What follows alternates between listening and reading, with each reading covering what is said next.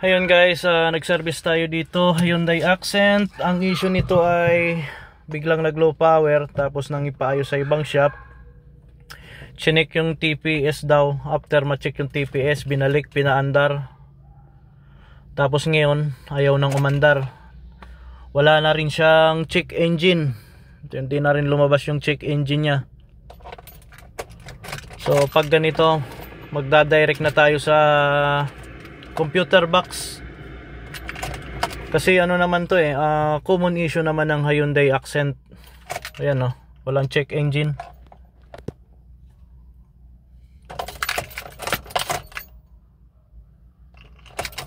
Off. Tapos switch on natin.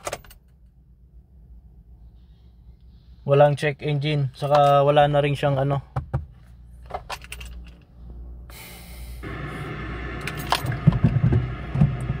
yung sa natin, gear position. Di na rin lumabas yung gear position natin.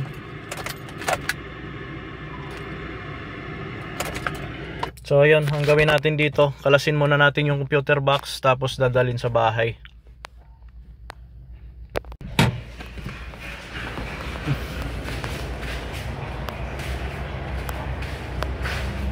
So malakas naman yung battery niya.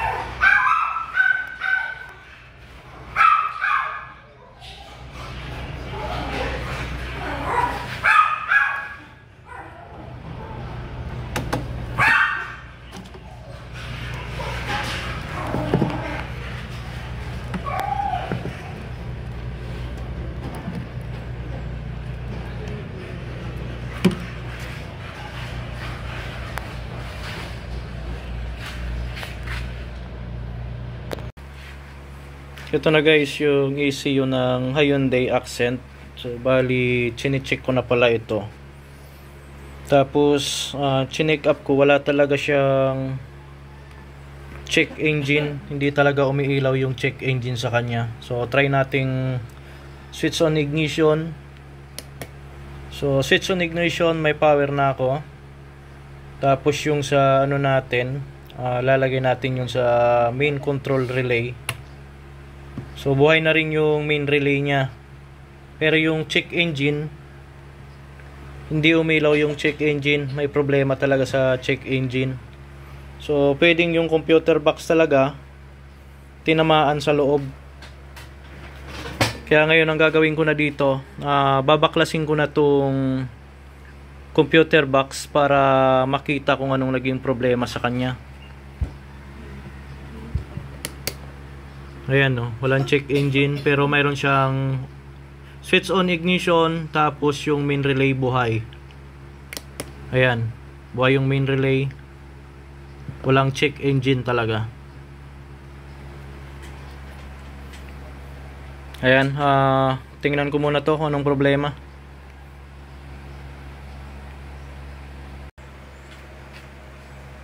Tapos isa pa pala, nang i-check ko tong can high sa can low, ang nare-reading natin nasa 92 ohms.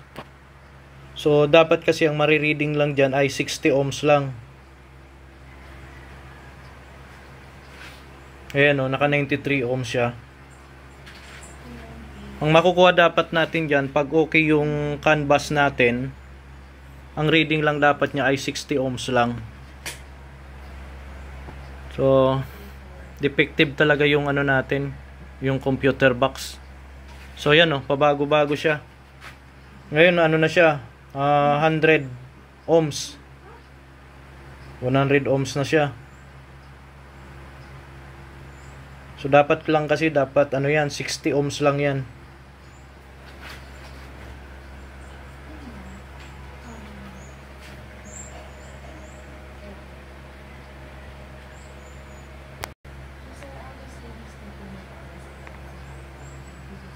Ayan tumataas na siya. Nasa 120 na. 120 ohms na siya.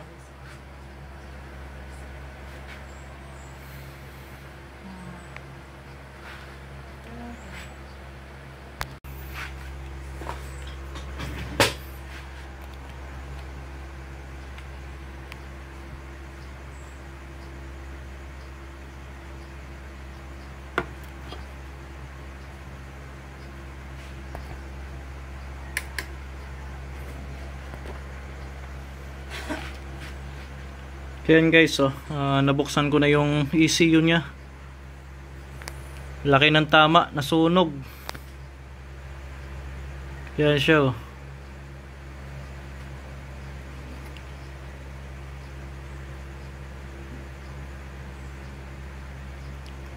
Wala na, nasunog na. Pero subukan nating subukan nating ayusin kung kaya pang ayusin. Ayan oh. Sunog na sunog.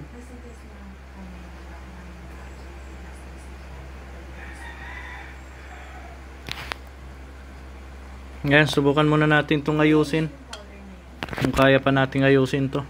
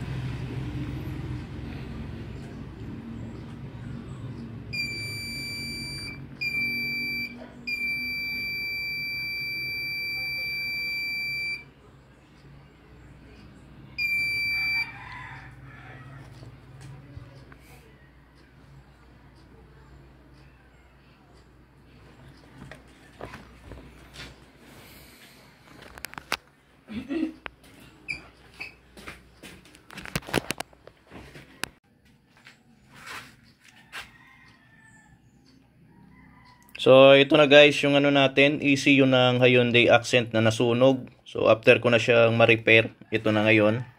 Bali pinalitan ko na yan ng bagong capacitor kasi yung sa capacitor dito, which is common naman sa Hyundai Accent, pag tumagal na nagli-leak yung capacitor, nasusunog yung pinaka-board, nabubutas. Pero ito, medyo okay pa siya kasi hindi pa siya tuluyang nabutas.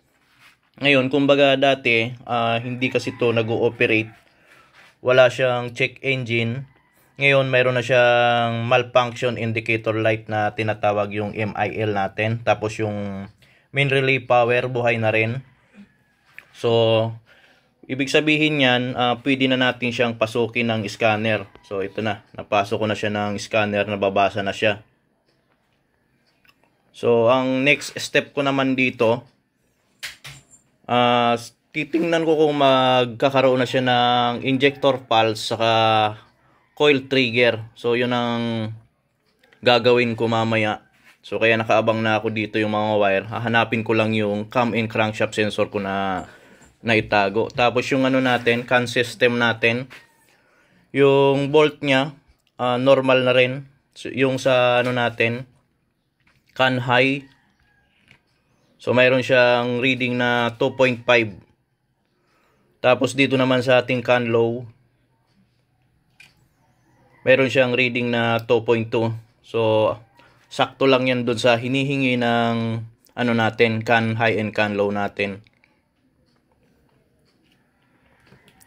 Tapos yung ano natin, pag sinits off mo kasi to, yung ano natin dapat, CAN high and CAN low natin, ang makukuha lang dapat natin dito ay 60 ohms. So dati kasi nung sira ito, ang nakukuha natin dito ay 120 ohms. So try nating power off.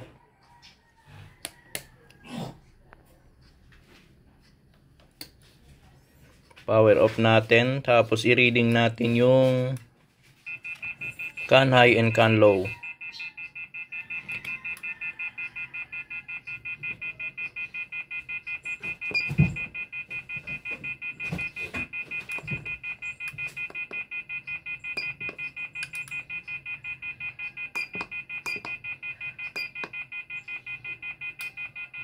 So ayun, mayroon na tayong 60 ohms.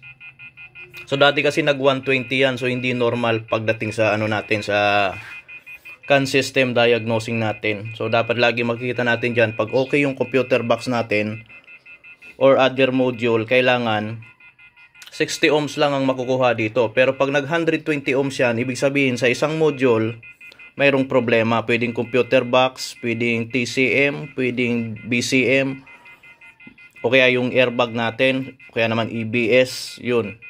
Makikita natin yun pag nag 120 ohms yung ano natin, CAN system natin. Pero ito, okay na to. So, ayan, subukan natin power on uli. Power on.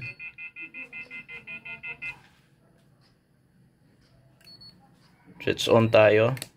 Ayun, check engine, power on, main relay power. So ayan na lang, try na lang natin mamaya ang trigger yung ano natin, injector, tapos yung coil natin. So kailangan kasi may karoon siya ng mga sparking dito.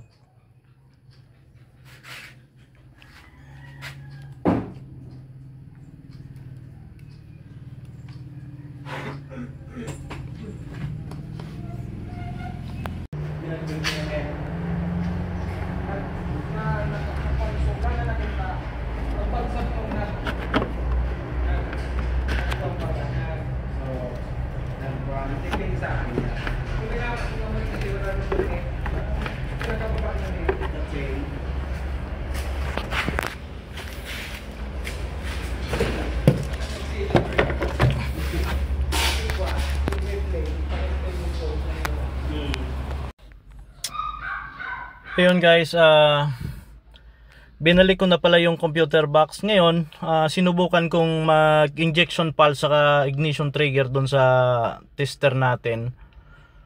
So ayaw niya ma-test doon, kaya ang ginawa ko,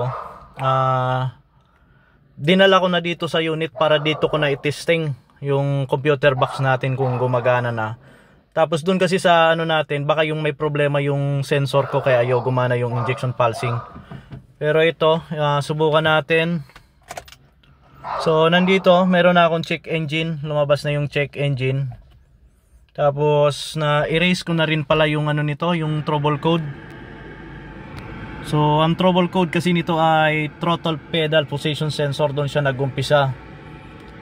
Na naging ano ni sir, naging problema. Ngayon i-try natin ano, subukan paanda rin. So ayun, humandar na yung ano natin, tapos yung check engine wala na rin. Subukan nating i-rev.